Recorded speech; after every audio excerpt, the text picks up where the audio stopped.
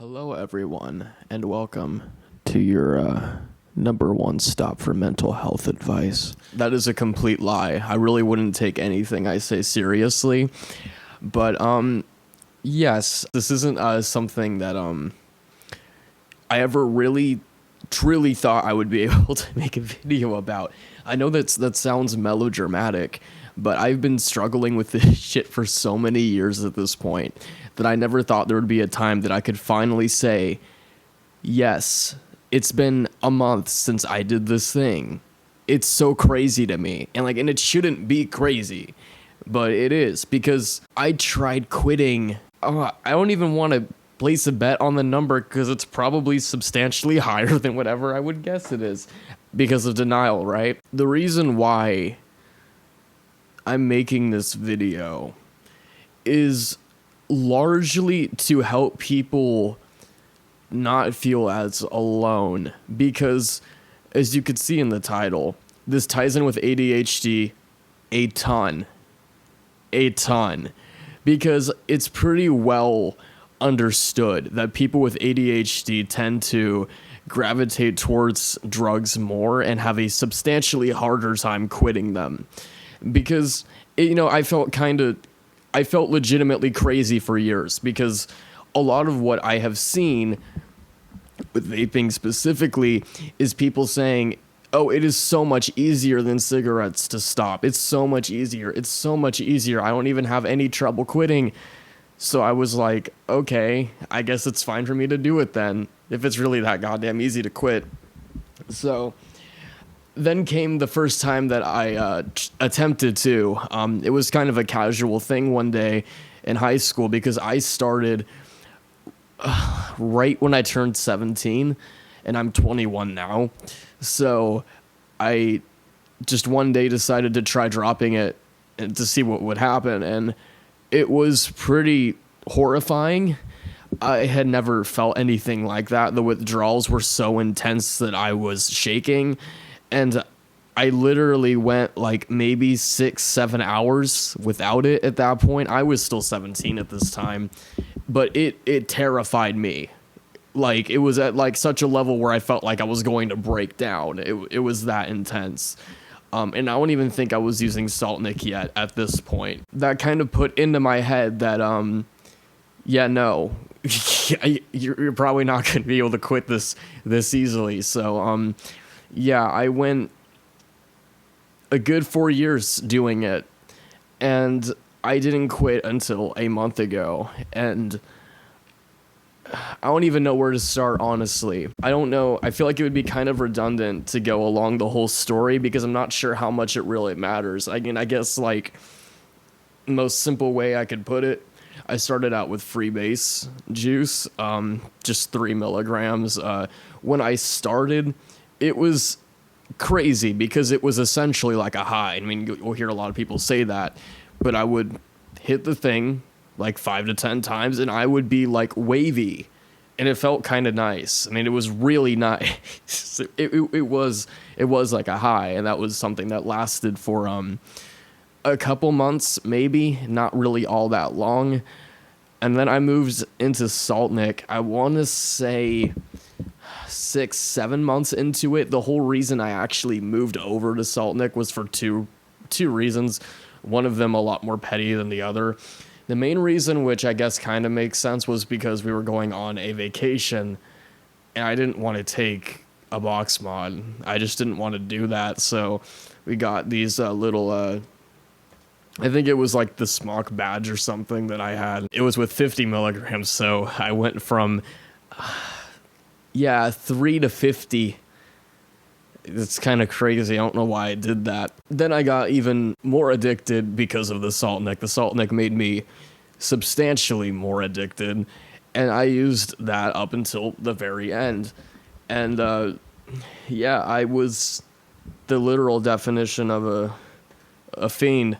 I think my record for the most vaped in a day was, there was one night, this wasn't over a whole day, this was over an evening, that I went through 3 Juul pods. I guess I understand to some extent why people say, oh, cigarettes are way harder to quit. But it's I think, up to a point, but once you get to the level where the amount you're using is comparable to the amount in cigarettes or more, it's probably going to be similar, because I cannot lie. It makes me, I feel like other people could likely relate to this.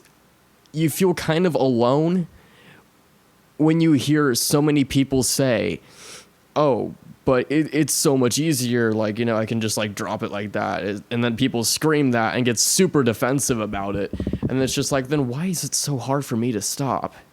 And then, like, I remember I felt weak for so long because everyone was saying it was so much easier, but I'm like, this is not easy. It's not easy at all. I mean, I can say from personal experience, when I briefly did smoke, yes, smoking does feel better, but I really truly do think that's just because they're a lot more concentrated. I don't know. There's a lot we don't even know, because people scream, oh, it's the extra added chemicals, and it's like, what extra added chemicals are addictive? Like I don't know. I'm kind of in the middle on the whole one being more addictive than the other. I think it really, in my personal humble opinion, it depends on how much you're using. And I think that's just, in my opinion, the bottom line. People can argue about that. I don't really give a shit. So I'm going to start getting into the ADHD side of this now, because holy shit, through some research and epiphanies, it kind of all hit me at once why it is I became so addicted specifically to nicotine, and why it was so hard to stop. It is really as simple as I can put it. It was just ADHD, because ADHD is a spectrum, and I am on the severe end of it. I get executive dysfunction that is so bad to where I can't even do things I enjoy. And it's not depression. People get that confused a lot. Executive dysfunction does not necessarily mean depression, or like the feeling of like, oh, I don't even want to do the things that I enjoy doing. That's not always depression. Executive dysfunction can get so severe to where you just don't do the things that you enjoy doing. You just do nothing. And it makes you pretty dysfunctional, as the name would suggest. I've struggled with ADHD as long as I can remember. I was diagnosed when I was 10, and I took medication for a year or two.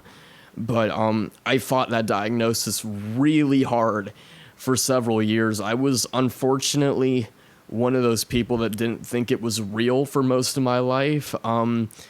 If you want a reason, I couldn't tell you. Do I still think it's overdiagnosed? Absolutely. I found out the hard way that no, it is a very real issue, because it is something that, you know, once I really had my breakthrough and acceptance of the fact that I had it, it kind of explained everything. And I didn't really fully embrace the fact that I had it until this year. How this ties into nicotine, and I want to preface this by saying I'm obviously not a psychiatrist. I don't know anything about the brain, really. I know very basic things.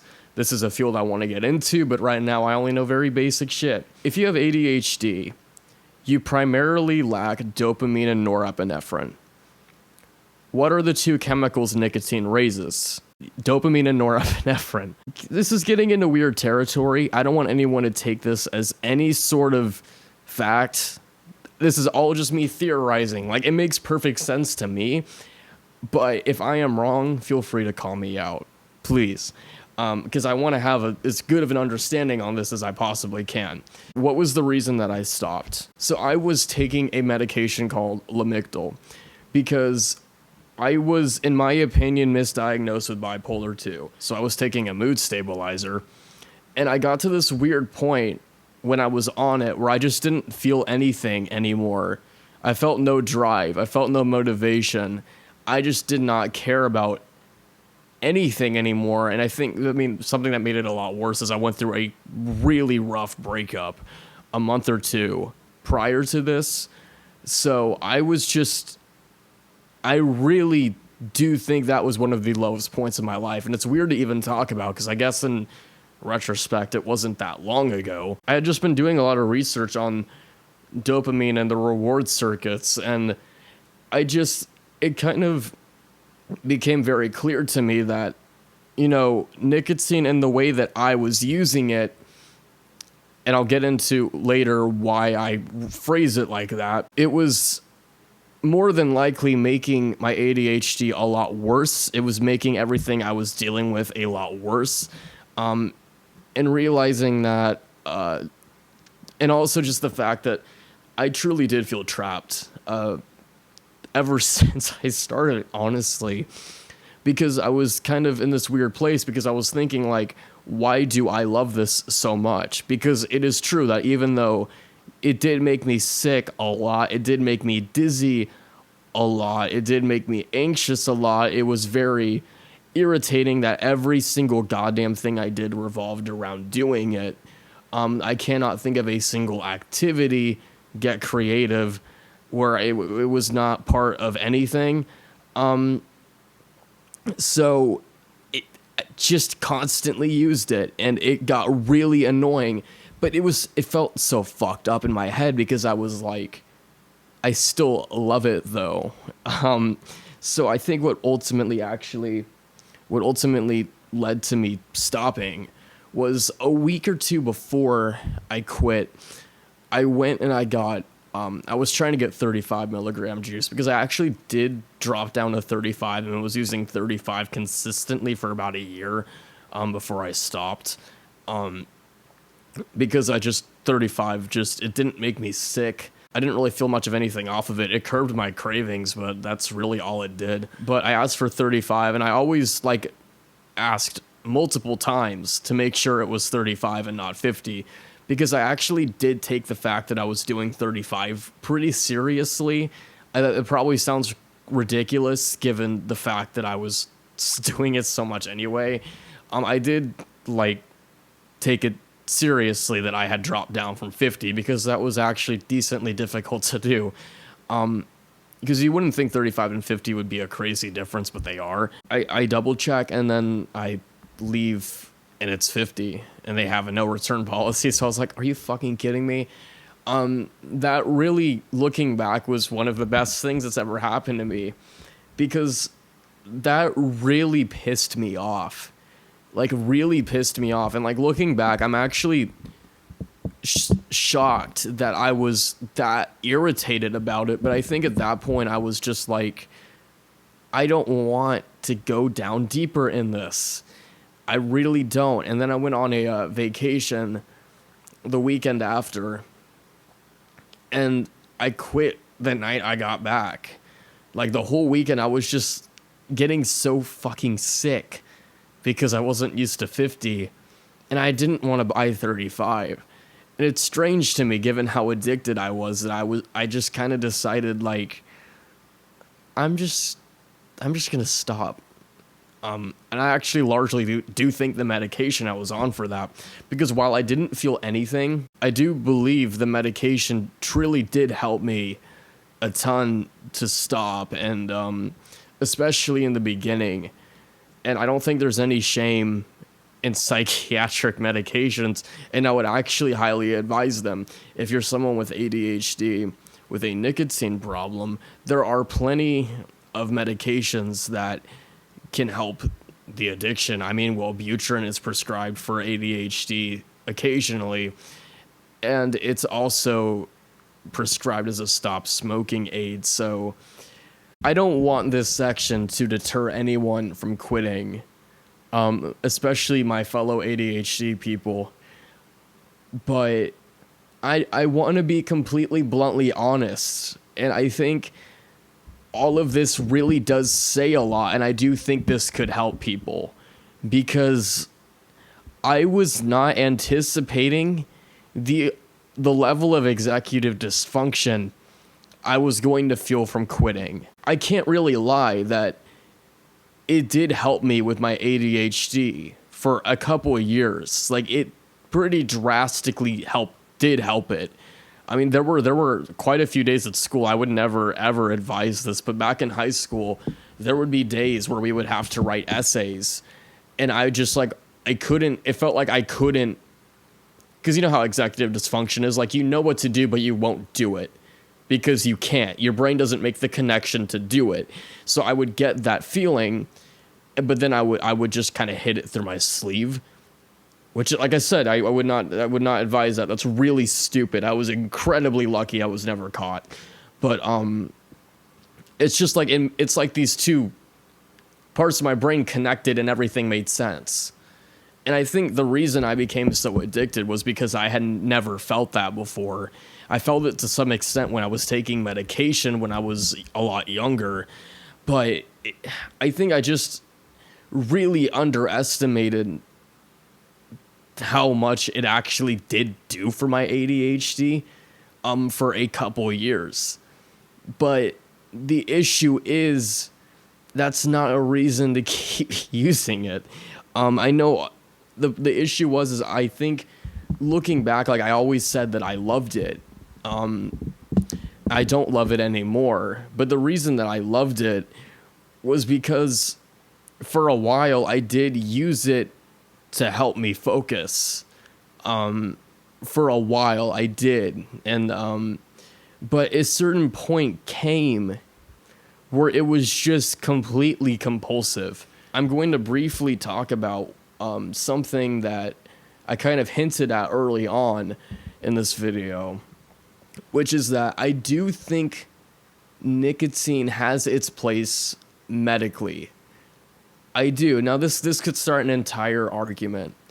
I definitely do not mean that in the way of inhaling or chewing. Definitely not. I think the only way that it could work was if it was an extended release pill. But to my knowledge, I have never seen any nicotine product that you can eat or like take like that. I've never seen that. But I know there have been talks, and they are researching how it could work as an ADHD medication, and I really do think it could be one.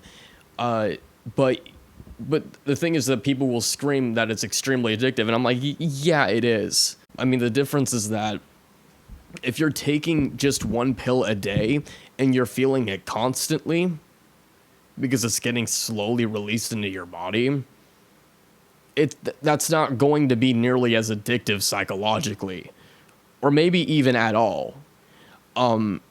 It's at that point it would almost be entirely a physical addiction, because that's not messing with your reward circuits whatsoever. I mean, it's like taking any other medication, because at that point you could start comparing it to things like Adderall and like asking which is safer. So I do think it has its medical uses.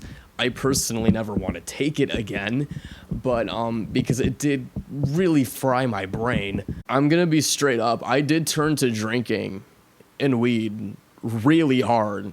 Like, I went down hardcore when I quit vaping. Like, I initially did feel better, like a little better, but I drank constantly every night.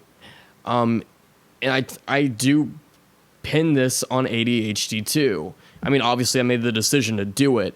I'm saying if I didn't have ADHD, I likely would not have turned to that so heavily.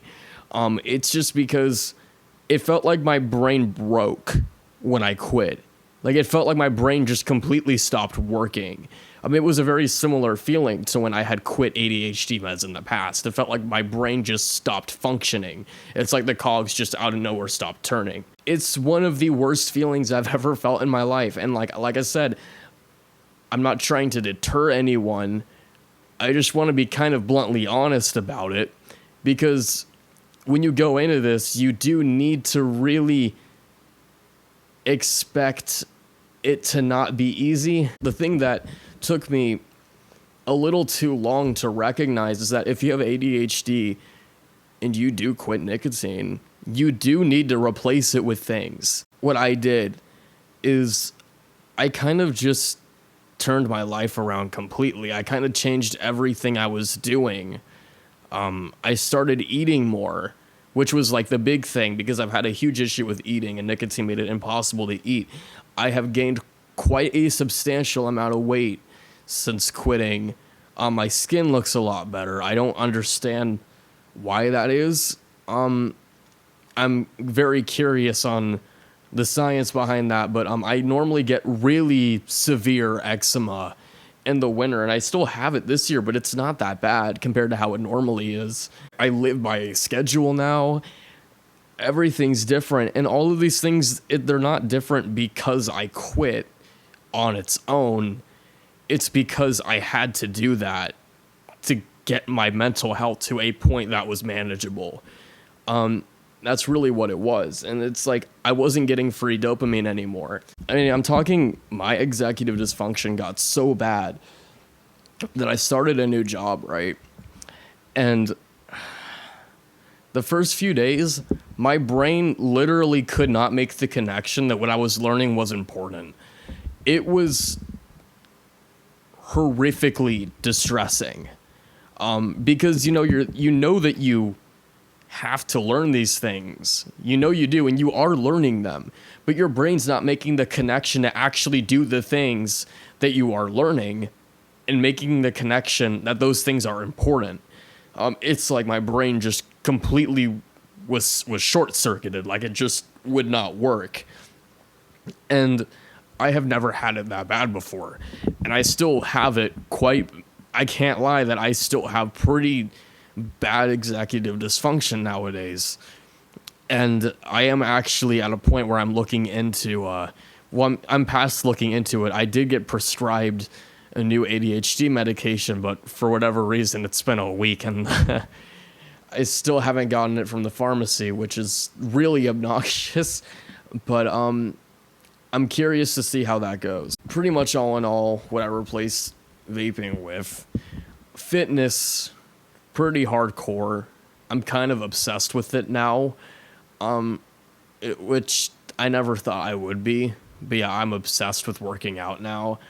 I eat a lot more. I'm extremely mindful with what I eat, and I have like goals with things related to eating. I definitely take way better care of myself.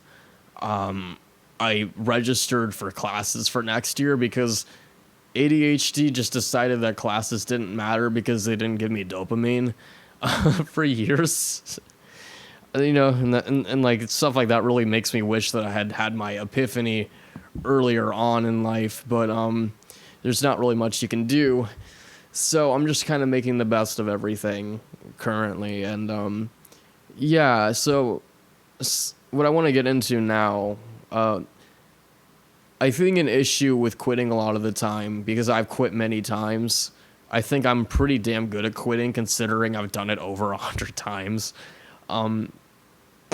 Jesus Christ. It's kind of like quitting anything. Like, you'll see these videos, but the thing is that, I mean, I love videos where people talk about how much their life has changed since they quit, but I think a lot of the issue is that you watch these videos and it appears that simply quitting is what did everything, but that's just not true, The thing is, if you have severe executive dysfunction and all you do is quit and you don't do anything else, your life's likely not going to get better and you're probably going to feel worse because you did quit a drug that raised chemicals that you are naturally deficient in.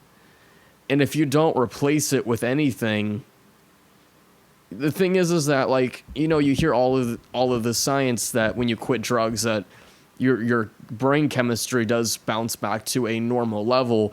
Yes, that is true typically, but not if you have ADHD and your natural levels are substantially lower. That is not the case for you. And that's not the most fun thing to hear, but you kind of need to get real about it, and you do need to replace it with something. You do need to do actual work. You do need to make lifestyle changes. Simply quitting's not going to do much, at least in the short term. I mean, once you get over the withdrawals completely, which I do need to add, are going to your withdrawals are going to last longer psychologically if you don't change anything. That's what I found personally. But you got to make lifestyle changes. Otherwise, you're in for a not very fun ride. I'll tell you that much. Just know that it does get better, and do not listen to your brain, because I think something that I did struggle with very hard after quitting was my brain would constantly rationalize the idea of using it again all the time, every day, damn near constant. I still do that. When I get extremely stressed out, my brain, I still get cravings. I can't lie, practically every single day. When anything stresses me out, I still get them. But it's just, the thing is that it's not worth it. And that's part of the reason why making lifestyle changes is so important, because otherwise one day it could feel worth it if nothing's changed. But things don't just magically change. You have to be the one to change them. Dopamine deficiency is a big deal, and you got to be easy on yourself and realize that you have a pretty specific case that does require some extra care, and that's completely okay. Thanks for listening to my mental health talk. Goodbye.